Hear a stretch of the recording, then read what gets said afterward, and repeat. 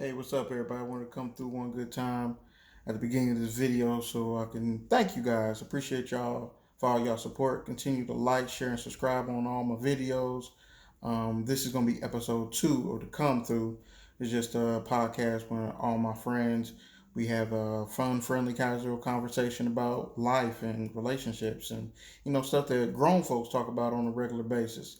Um, but continue to support. Y'all gonna enjoy episode 2. If you have any ideas or you want to be on an episode of the Come Through podcast or the Yeah I Said It podcast, hit me up on at yeahisaidit@gmail.com. I said again, yeahisaidit@gmail.com. I will answer back. Comment on the videos. Don't just be texting me and telling me what you think. Comment. All right. Appreciate y'all showing love. But I'm out. Episode 2. Enjoy it. One of my good friends with me, Rakita. Hey, Rakita. Hey, what's going on? The reason why I have you on today is because you are a successful Black woman, of course, and I value your opinion. Because you're successful, do you find when dating, do you find that men are intimidated by you because you're successful? To a certain extent, yeah. Like when we first start talking and they kind of find out what I do for a living as far as a career or that, I'm kind of the next in line to take over my dad's business, it can be a bit intimidating, or the type of car I drive, or the fact that I, have certain accolades. But then they get to know me and realize I'm not just those things. So once they kind of see that and see how humble, hopefully, I am, and that seems to make a difference. And the fact that I'm not as bougie as they thought is an impact. And then they also kind of get a feel for some of my faults. I'm definitely not perfect. I have like finances that I need to work on or budgeting. So when I go to a man and I'm like, hey, if this is what you have that I don't, teach me. And I open myself up to be more vulnerable. Then they can see that I'm not just a successful woman on a pedestal, hopefully, that I'm actually, a woman that can be a partner versus just this stigma of I don't need anybody. So it has been hard, and honestly, it really depends too on the caliber of men I date. I find that different men from maybe different backgrounds or who haven't seen things or been places, had an experience similar to mine, it's harder for them to understand and kind of cope with what I deal with on a day-to-day basis. But if they have something going on, they have their own career, they have their own drives, they have their own ambition and their own hobbies, then he feels more secure in himself and we can come back to the table and have things to talk about. But if I'm dating men that don't have anything going on, then it definitely becomes intimidating for them. Because what can you bring to the table for me? At this point, I don't need anybody to take care of me. I need more of a companion. But if we can't have like a genuine conversation and have things that we're bouncing off of each other, yeah, it can be intimidating because I'm talking about stuff you can't even relate to. So I have found that makes a difference as well, when just based on who I talk to, and who the people I've come in contact with. See, I was just having this conversation with my sister the other day, and I was telling her, like, whenever people talk about people being evenly yoked with somebody, it's always coming Sure. from a financial and money driven type of thing. When I honestly feel that has nothing to do with being evenly yoked. At your financial situation has nothing to do with being evenly yoked. It has to do with your mental capacity, your drive, and what you want to do in life. It has nothing to do with your financial situation, because if it's all based on your finances, you're never going to be even. Right. Somebody's going to make more money than somebody, right? So if I'm making $1 million and you making $2 million, I'm not even with you. You see what I'm saying? Like, I'm not even with you.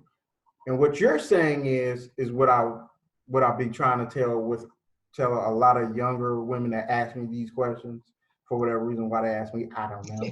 I guess they just want a man's perspective, and that's actually why I wanted to have you on and women on. Like, when I'm doing these interviews, if you want to call them, or shows on relationships, I don't want it to be just two men having a conversation about women. Mm-hmm. You know what I'm saying? I want to have a conversation with another woman so I can get her perspective and how she's looking at it. If I feel like she's looking at it the wrong way, I'm going to address that. Do you find that they come at it from, even older women, even women that's married, that they come from a aspect of being evenly yoked is a more financial type of thing instead of you having the tools to bring something to the table? The table is not just uh, Money.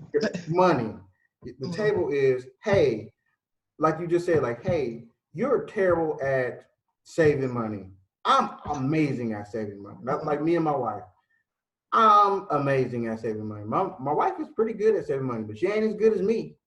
So I'm like, hey, we ain't got to buy that. If we hold off for another week, we'll buy that and we still going to be good. You see what I'm saying? Like those things, the little stuff that people don't think about. Do you find that a lot of women come at it more from a financial aspect instead of a holistic aspect? I feel like it's the latter now. I'm in my mid-30s. Most of my friends are in their mid-30s. And so we all come from a point where it's not about the superficial anymore. It's really about being evenly yoked on so many other levels.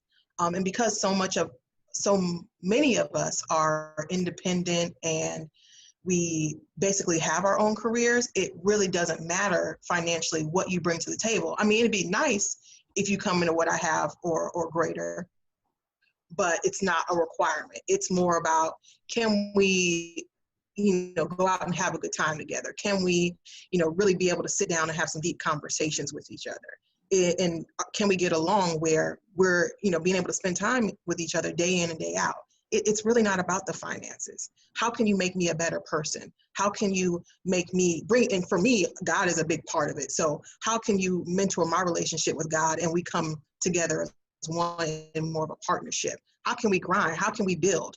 So all of us are more on that page of it versus what can you do for me financially? We got it. We got houses. We got our own cars. We're stable enough where we can take care of ourselves.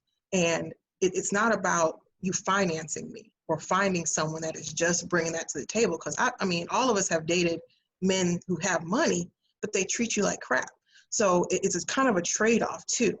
So for a lot of us, it's really being equally yoked in so many other areas of our lives. We just need companions that are compatible with us in so many other ways. And financials kind of fall down on the list. Yes, be able to do stuff, be able to travel, be able to plan things and be stable, have your own, but you don't have to, be that rich man. And That's fine. definitely don't have to be like financially well off. Because in your 20s, you're thinking like, oh, he got to have this. Then when you get to like the 30s, you're like, you know what? He ain't got to have none of that shit. He just got to be able to be good to me. That's all.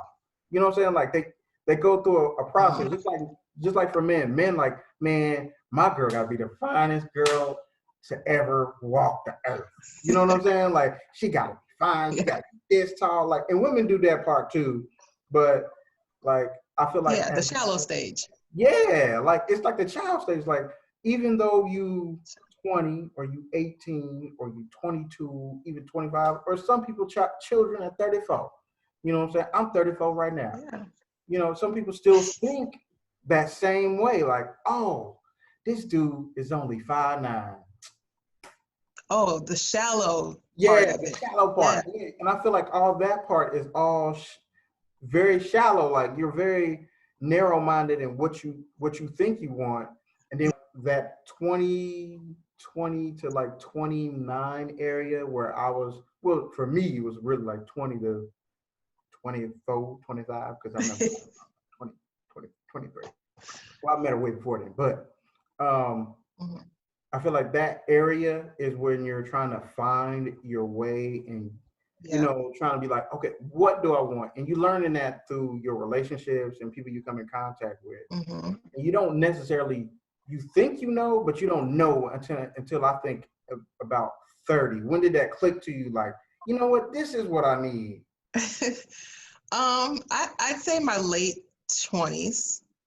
And I've also hung around a lot of older women my whole life. So I have always been more like drawn into what their insights were. And that was a big piece of it, is God is going to give you what you need versus what you think you want.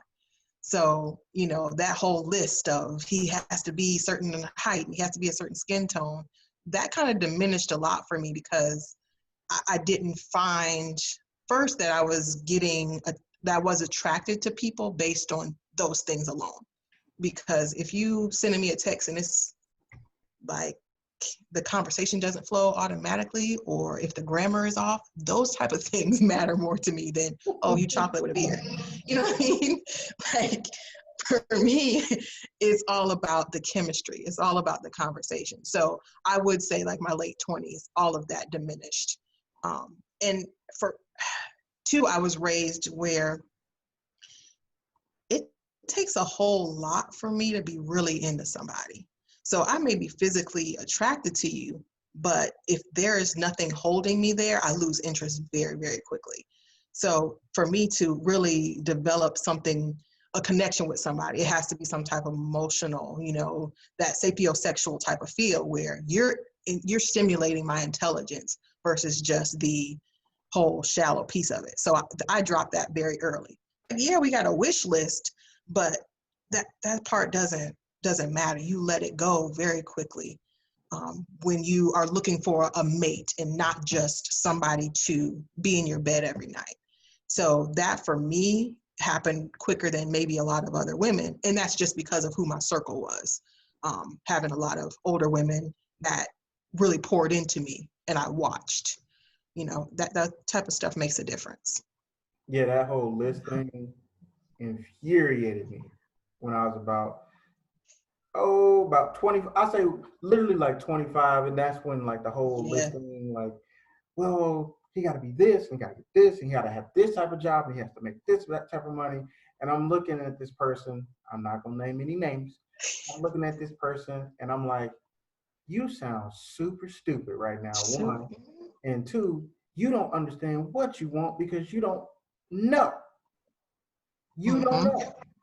And you asking things, and this is probably like my biggest thing that I tell anybody that's in a relationship or anything like that, is you cannot ask something of your partner that you're not willing to do yourself.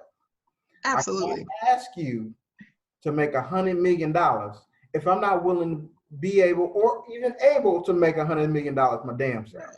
So I can't sit up here and ask you to do something that I'm not willing to do. So that's like a big thing for me. Like if I'm asking you, that's like we in a relationship and I'm like, look, I need hugs every day. I'm a very lovable person. I need a hug every day. I need something. I need a kiss, a hug, which I'm really like that. But I need a hug every day. I'm willing to give them.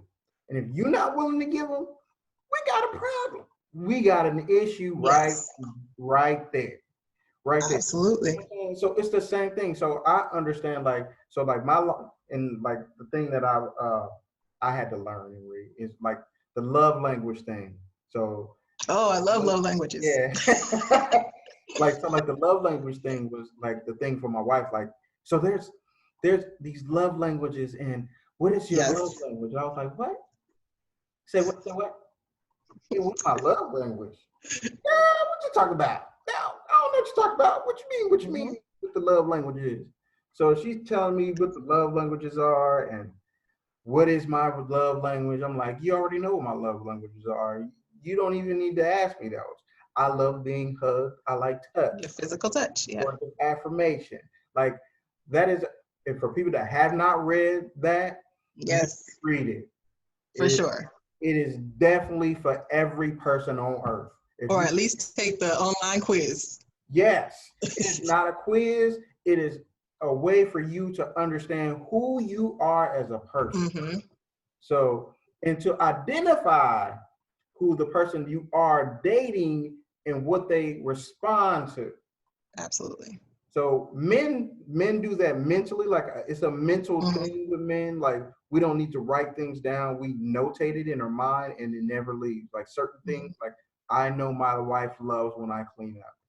boom, let me clean up before she gets Mm-hmm. up. You know what I'm saying? Like stuff like that. Like, oh, she liked when I did that. You know, just like the same thing. I mean, we were on. We take that same thing. Like when you having sex and you lick a certain spot, and she be like, oh shit, like Right. You notate it in your mind that you person. notate it down. Like, hey, that spot right there behind the ear, right there, that little, you like that shit. Keep doing that. You know what I'm saying? It's the same thing with other stuff. So, like when she started that whole love language thing, I'm like, man, this is like, why I gotta look at this? I don't care. This doesn't have no, you know, this It matters. thing. You know what I'm saying? Like, ain't no book gonna tell me nothing about my relationship. The girl, I know this girl. Then you just like, oh, it just gives you context. Like, oh, this is amazing. Exactly. So they kind of put everything I be thinking in word form. That's all right. Mm-hmm. We a little slow. It's men a little slow. It's okay. Take us a little time, Rakita. It's okay. We just take us a little bit time. Right. I feel that. But like, I kind of wanted to rewind because I am an advocate for a list. Mm-hmm. I think that's important because you need to know what your deal breakers are and what you will accept and what you will not accept. I think that part is important. Oh, yeah. But what's on that list makes a difference. So your first 5 things that are your top priorities can't be skin color, can't be, the finance. It can't be the shallow parts. It really has to be the heart and soul of somebody. So that's the difference. But I do think the list is a good idea, just so you know what your priorities are. With that, and like I hear a lot of women and a lot of men say this too, but more likely more women, because women are more outwardly with their emotions and letting you know. Like, I'm making $100,000. How come I can't want a man that makes $100,000? Because the man for you might not make $100,000. And you can lose your job tomorrow, boo. And you can lose your job tomorrow. You know what I'm saying?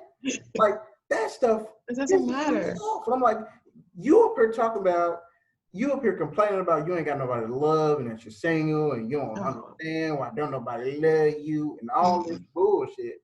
But you up here with this superficial list. Exactly. About he gotta be 6'4". Like, that don't mean shit. The dude that's 5'9" gonna rock your world, and you can be like, what is this? You know what I'm saying? Like, you don't know. You can't rule out people because you never tried it. Now, I understand you have preferences. Mm-hmm. That's okay. Everybody's attracted to something different. Yes. You gotta be attracted to something. Oh yeah. You know what I'm saying? Like, you got to be attracted to something. But having a list for stuff that has nothing to do with how they make you feel or what they do for you, right? It doesn't make sense. It doesn't add up for me. What are you looking for in a partner? Like, what are the things? What are the qualities? I know it's kind of personal, but what are the qualities that you look for? I'm not going to say that you're looking for in a partner. What are the qualities that you're looking for in? Like must-haves. So must-haves. Yeah, like the list, like on Rakita's list. On my list. Lists are good when there's so many things. A list of good things that make sense. Like, what's on that Rakita list? Like, oh, he has to be able to do this. Yeah. So for me, I always start with God. He has to be a God-fearing man. He has to know God. Because if that prayer foundation isn't there, everything else is going to fall apart. So for me, that's major key. And then I'm really drawn to ambition and drive. So, you know how we talked about the finances, that's not as important. But if you have somebody who is a hard worker, who constantly is looking to better himself, those type of men are never poor. So those kind of things go hand in hand, where he's constantly trying to better himself. So that's big for me. Somebody that's ready to see the world. Like, I love to travel. I love to go out and do stuff, try new food, do different things, see new places. So for me, somebody that's passport ready, you ready to jump on the plane, I'm down. Obviously, we can't in COVID, but when we get there, that's definitely a key for me.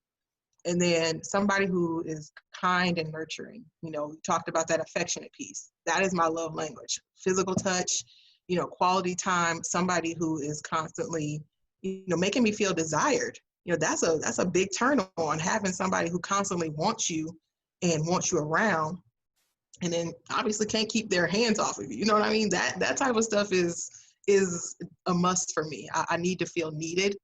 And then someone who is liking to have fun, laughter, sense of humor, those are key on my list. If we can't be silly together, I don't want it. Like, I'm a big, like, 90s R&B type of love. We in it, we having fun, we, have this whole good vibe. So those are some of the key things for me. And then I'm very family oriented.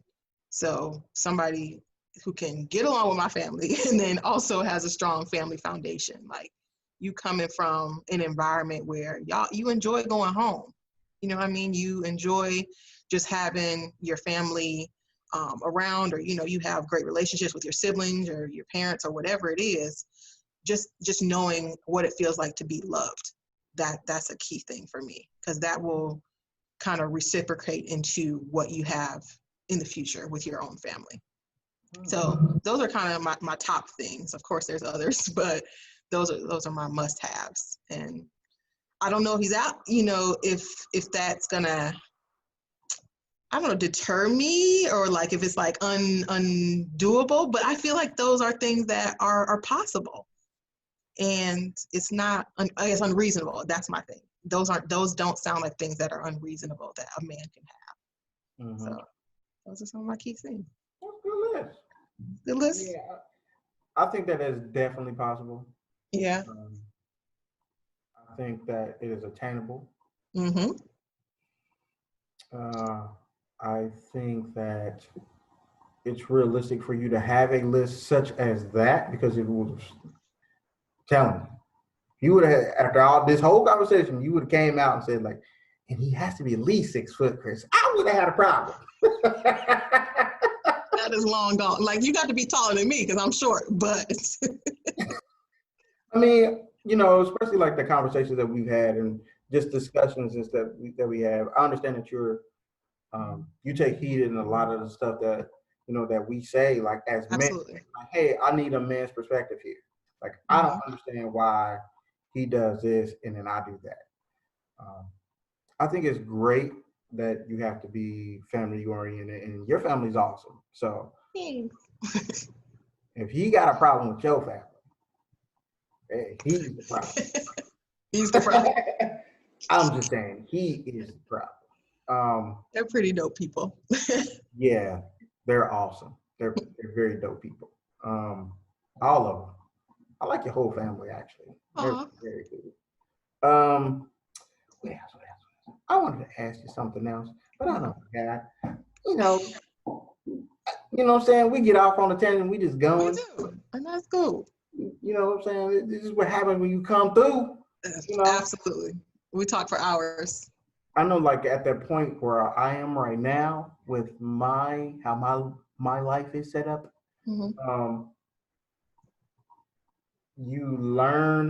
I learn something new every day that is not about me. It's about my wife. So I would say continue to, once you think you understand or that you know who a person is or what that person is about, understand that person is evolving just like you are. Yeah. And that is okay. He's supposed to. So let them. That was probably like the toughest part when, like, me and my wife started dating. That's probably like the hardest part about dating someone who is smarter than you, or dating somebody that's smarter than you. Because most women are smarter than men. It just is what it is. Okay. In certain areas. It is what it is. I'm not scared to say it. It is what it is. But to get the smarter person to see something from your point of view, that what you're trying to teach them or show them is the right way, is probably and having the patience to do so, because you know you're right, but understand where I'm coming from. Listen to the words that I'm saying. You always say to listen to my words. Listen to my words. I'm trying to tell you that this is better. And you're Right. like, no. And I'm telling you, yes. Yes. Just try it. Mm. So what I'm learning is to try and learn and listen and understand and all this stuff that everybody says um, marriage is hard and it's work. It is work. It is hard, but it ain't not worth it. You know what Right. I mean? Like, I never hear people say that part. Like people say, look, marriage Yeah. is hard, marriage is this, marriage is worth it. Like it's a hard thing because you have things that come up, you have people come into your lives and go out your lives, and people just it's hard. I understand. She gets on your nerves, you get on her nerves, you know. Um, but it's worth it. At the end of the day, is it worth it? And it is. Mm. And you just try to get people, even when you're going through something, you're trying to get them to see it from your point of view. Just be patient, take your time. I would say that with you, just be patient, take your time, even when he or she, I'm just saying, putting it out for everybody. Um, Wait, what? putting it out for everybody, not just for you, but for everybody. Oh, I was like, wait, are you Not, implying not insinuate. No. I'm saying for you and everybody. Right. If Okay. he or she is not necessarily understanding what your point of view is, you just got to be patient and get them to understand what your point of view is. Um, Yeah. that's probably like the hardest part. That's honestly something I'm working on. Trying to see it from Is their point of view. not necessarily that, but like communicating from a place where they understand where I'm coming from too. Like I know my tone can be a little bit harsh and I never intended to be, but it can seem like I'm not being receptive, or that if I'm trying to deliver a message, it's not coming across as positive or as constructive as I would hope it to be. So that's something I'm working on. I'm very open for somebody telling me, teaching me, improving on me, as long as they're valuing my opinion to do the same. But I know my delivery can be a little bit harsher. So that part is what I'm Because you smarter, Rakita. working on. Like in areas where I'm faulting, like I'm open, I but understand I that. also I know I my am. wife is smarter. I'm not going to even try to compete. Like I know, I know. But I would say like the hardest thing to do in a relationship, marriage, no matter what it is, even if it's just a friendship, is communicating. Communicating is probably the thing that you Yeah, have to continuously do. right. And you have to learn how that person communicates, right? Yes. You have to compute that person, and you have to be receptive to what the other person is saying. Like being able to communicate with your partner is key. It's always key. I used to tell Yeah. that to Kendra when we first started dating. I like, listen, I should never get a phone call and somebody telling me that you out at the club and I didn't know you went out to the club. Mhm. That's just on a small scale because Yeah. it's going to instantly piss me off. If the situation was reversed, it would instantly piss you off. So communication it's the hardest thing for me to do because I'm not the greatest communicator in the world. I do not like to be vulnerable to people. I just don't like it. That's the It part. makes me feel yucky. I don't like it. That means I'm giving you ammo to talk to me and talk about me. I don't like it. Mhm. On one of my videos, I just hit 80 views, and I was like, "Babe, I just hit like 80 views on one of my videos. That's crazy." She was like, she literally not no emotion, nothing, just was like, "And you're surprised?" Like, yeah, like I didn't think that many people was gonna watch my stuff. She was like, "Chris, you're good at this. You knew you were good at this before you even did it. Why you're surprised boggles my mind. But okay." And it's going to keep going up and up and up. But from here, Mhm. you just, I'm like, no excitement. You know what I'm saying? Like, it wasn't the fact that she didn't have any excitement. Like me, I'm like, I'm excited. And she's like, boy, I know you did this when you first said it months ago, but you didn't want to do it. You pussyfooting around like you normally do, and then you did it. And now that you're doing it, okay, it's time for me to, you helped me set it up. I helped you set it up. I helped you do all of that. Now it's time for me to step away because you can do all the rest because I know you know what you're doing. And I'm like, I don't know. You need that push. I don't Yes, when we talk about somebody being your partner and pushing you to do stuff that you didn't think you could do, that is the end all of everything for me. Like, better me, you know what I mean? Yeah. I'm helping you build, you help me build. Let's build this empire together. That's awesome. Yes. And see, the biggest thing, this is the biggest thing when you're in a relationship with somebody is if I can't learn anything from you. Oh, yes. I'm gonna put that at the top too. If I can't learn anything from you, why are you here? Why are you here? Why are you here? What's the whole point? What is the whole point of this whole damn thing that we're doing? Why am I suffering? Why am I crying over the bullshit that you do? If I can't learn anything from you, if I'm not learning anything from you, what the hell are we even doing here? Why you even like me? Ew.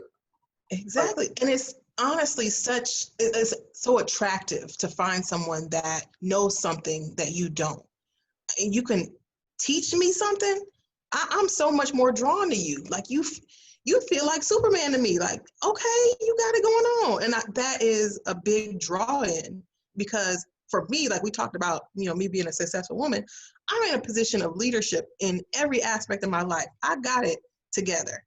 But for me to be vulnerable with somebody, open up with somebody, be emotional, and have somebody, take a leadership role, that is so attractive because I know I can do it, but I don't want to have to do it all the time. Be somebody that can really take charge. Show me that you can lead me into doing stuff that I didn't know that I had the capability of doing. And that's like amazing thing. And that's one thing that I feel like that you can do for a lot of women because a lot of women just they don't look for that. I don't think. I don't hear anybody saying they want to learn from somebody. I understand that you're in a position of power in every aspect that you're doing, but it's okay to be vulnerable with somebody that cares about you. And I think that that's important too. For sure. Not just for women, but for men too. Because that's the hardest thing for men to do. Because I gotta be honest, your words that you say to people can cut deeper than any knife can, and it can destroy me for the rest of my life. So I don't want to be vulnerable with you because of the things that you can say to me. And I don't think women or people in general understand how powerful words are. Yeah. Like people like the sticks and stones may break my bones, but words will never hurt me. I was just about to quote that. That's what my mother always taught. That is some bullshit. I'd rather take a stick and some stones any day of the week. Because some of them words hurt. Woo! Yes. And I feel like a lot of women don't understand that men, they have an ego. And even though they put off this strong persona, they don't want to be vulnerable with us because it's like every little thing that we can say can cut them. And it breaks them down. And that's why I said that's my major flaw is working on my tone so that I'm not belittling or condescending to a man, but I can still get my point across without making him feel less than.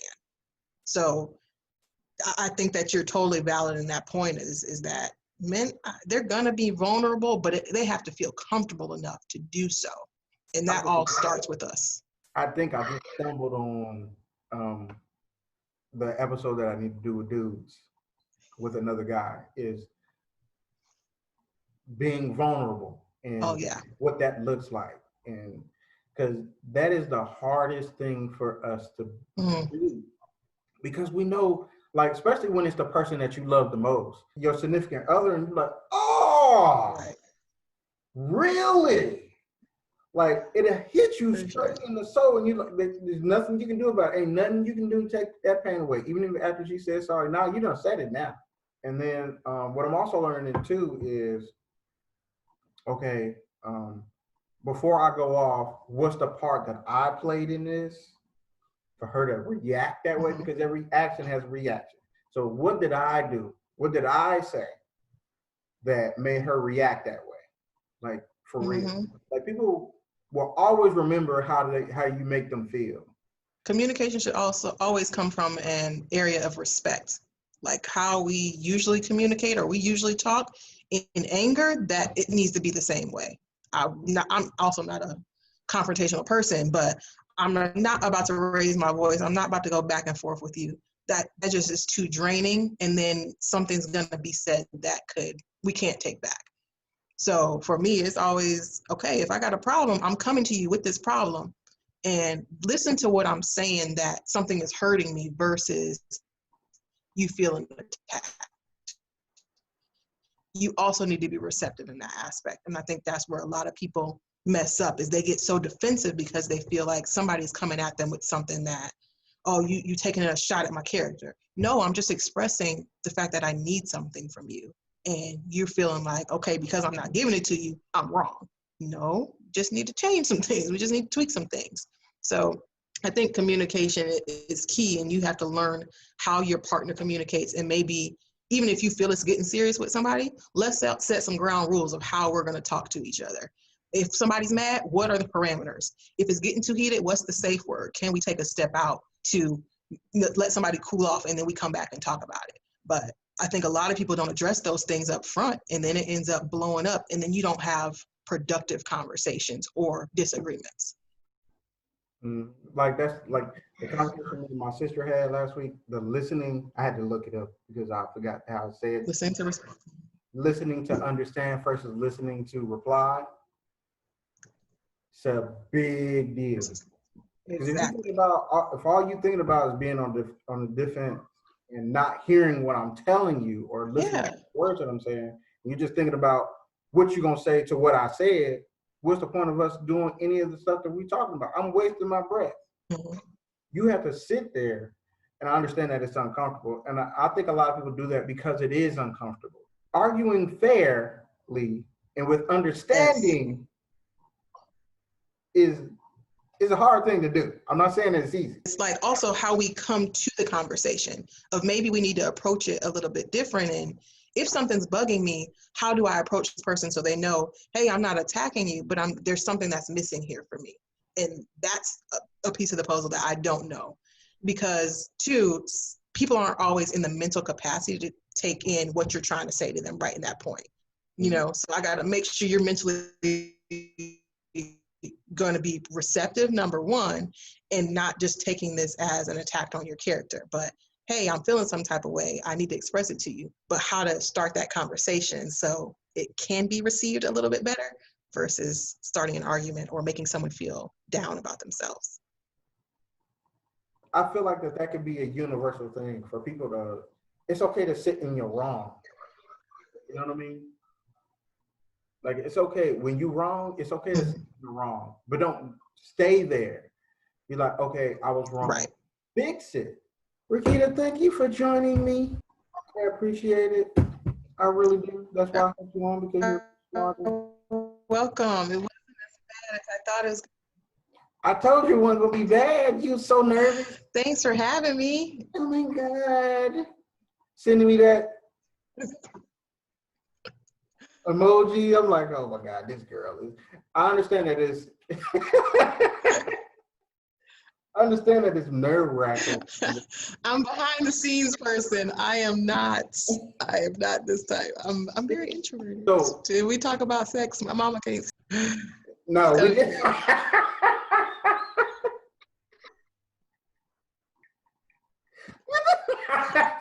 I'm keeping that. I'm keeping that. I'm sorry. My mama did. No, we didn't. We good. So my business is, I'm still working out a name, but it's going to be Cake Business. I am selling pound cakes as my price, but I'll be doing other sweets for the holidays. So I'm excited about that. And then I am also with my dad's company. We're a staff company, RL Enterprise. So if you need help hiring people or are looking for a job, you hit me up. I can do that too.